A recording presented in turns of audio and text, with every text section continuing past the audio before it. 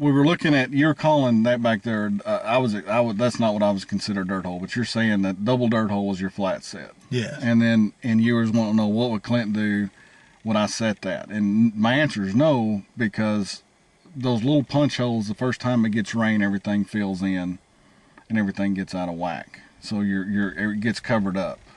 If you're using something strong enough, you may be okay. But one thing you can do with those, if you cut 3/4 inch piece of PVC about 4 inches long, and you tap that hole and you put the PVC down in there, or a soaker hose if you don't want the white, put your lure down in that and just leave it up, sticking out of the ground, maybe 3/8 of an inch.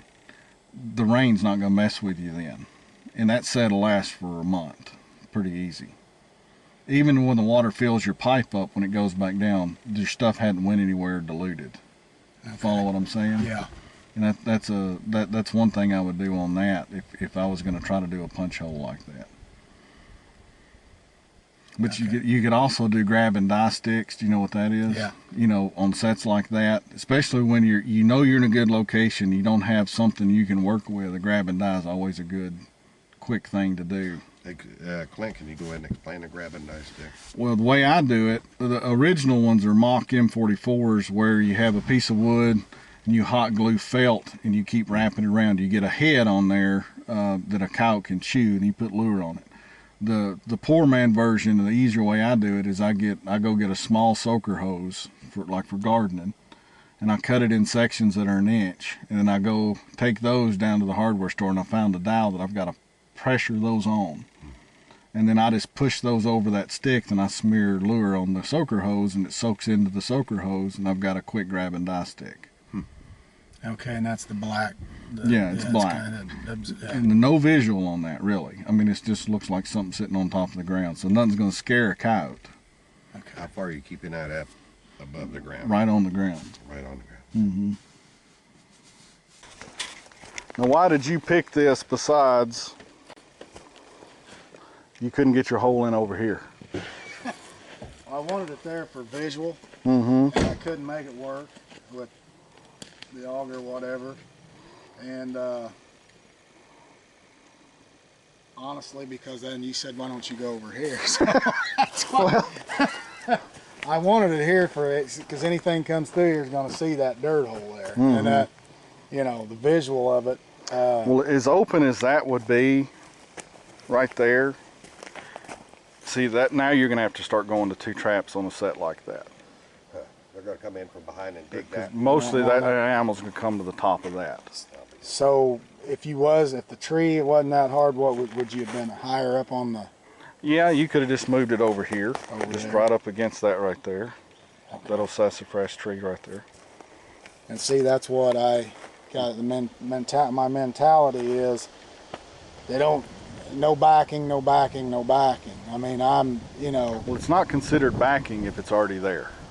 Think of it that way. If you got to bring something there, then you're starting to play the backing game. That makes sense. So we came over here, and where you set, I mean, I've set over the years sets all up along this because it is softer. And you're going to catch, there'll be a coyote there in a week or so. I have no doubt about that. The only thing, hold that, it looks to me like,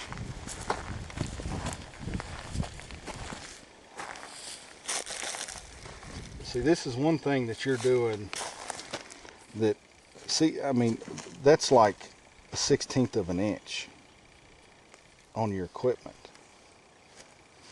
See that right there? I mean, if we level that down, see how high everything is? If an animal comes up in steps, or this gets a little bit of rain, you're going to have an exposed trap. This, you need to always try to have at least minimum 3/8 of an inch, a 1/2 inch, or 3/4 of an inch over this trap. Not have it where, because what you've got, it's right here. There's no dirt covering over this, and the less dirt means that it doesn't hide any of your sins per se, the way O'Gorman used to say it, but it doesn't handle weather as well. The more dirt you get over that, the better it handles weather, because it can sink a little bit and it's not exposing anything.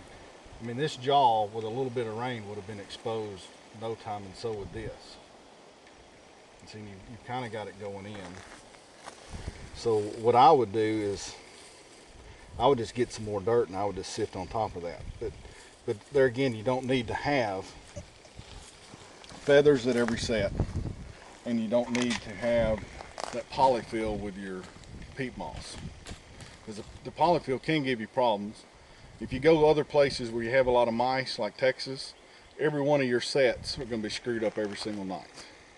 The mice will steal that from you, and your trap will be exposed, and they're going to take it back and make a nest out of it, and you got the freezing problems. So And there's no reason. peat moss under them big pans, nothing but peat moss, and you Just over the pan. over the pan. What about the stuff If washing? you take it to the jaws, then how's it going to get in there? I mean, unless it's in a sure enough flow of water, it can't get under there. Okay, I'm not following you. If you got the big pan and you put peat moss inside and no All the way to the polyfill, jaws. all the way to the jaws, the peat moss underneath the pan, doesn't it get, when you're putting it in there, doesn't it get under the... It's squishy. It doesn't matter. Okay, okay. That was always my fear, even with peat moss. I didn't want it.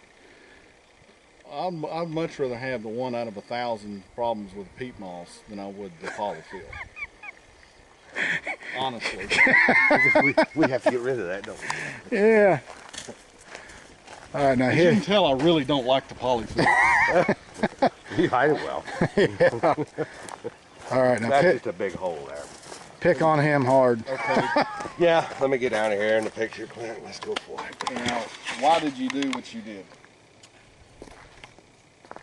It's a little higher on this side of the Okay. hole, but looking at it now, I did create a hole on the high side. I should level it out, And why is that important? because that's where the coyote generally is going to go with the high side. And it's going to hold water now. Yeah. So I think having it on the side is not a bad deal. But we can really make this set a lot better. Okay. Now, one thing, if you get in the habit, like your trap is down here, see how you've made this sweet spot right there? You can just take you make the sweet spot go away.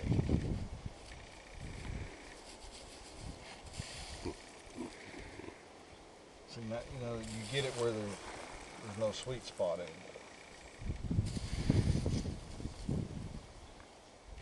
So now where would the trap be?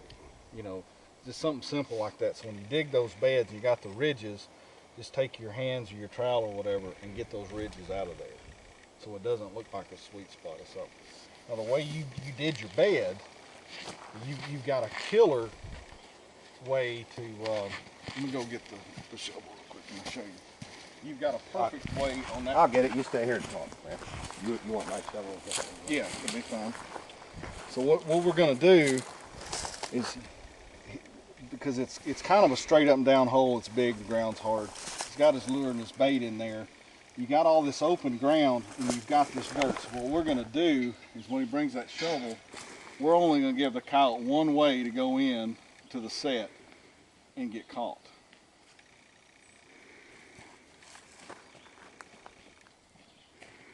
That's not really a shovel, but it'll work. You want my spade? How about my sifter? I'll take this in my sifter. Or your sifter. One will work. You're not fond of yo-hos either. No. I know I need to lose some weight. Well, you shouldn't have brought me this and called it a shovel. Would you like my spade? No, I can get it with my sifter then, or your sifter. Yeah, I don't know why I wasn't scraping with it. I guess we're gonna get shovels out of the deal.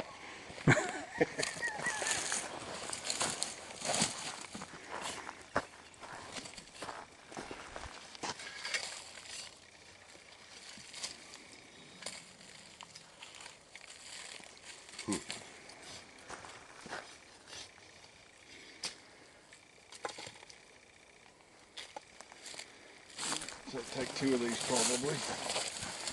See the way you're kind of guiding that coyote in now?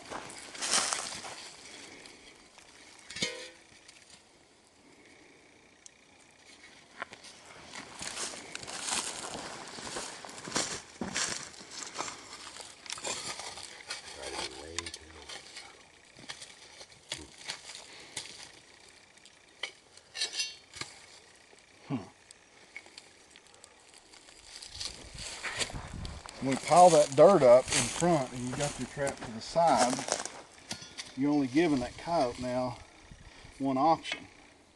And this loose dirt actually helps blend in your set better. So, and there's nothing unnatural about that.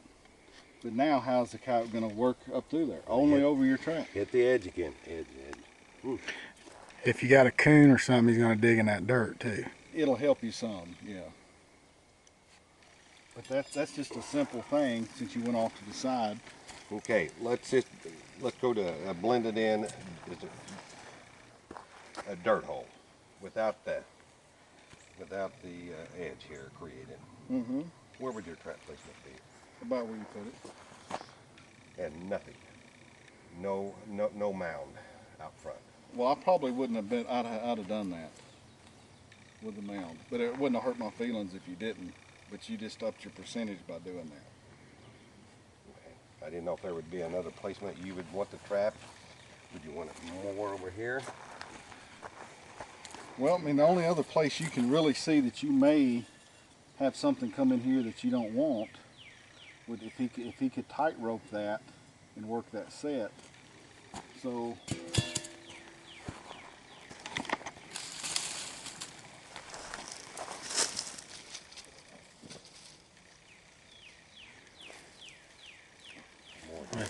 And see, there's nothing unnatural about that.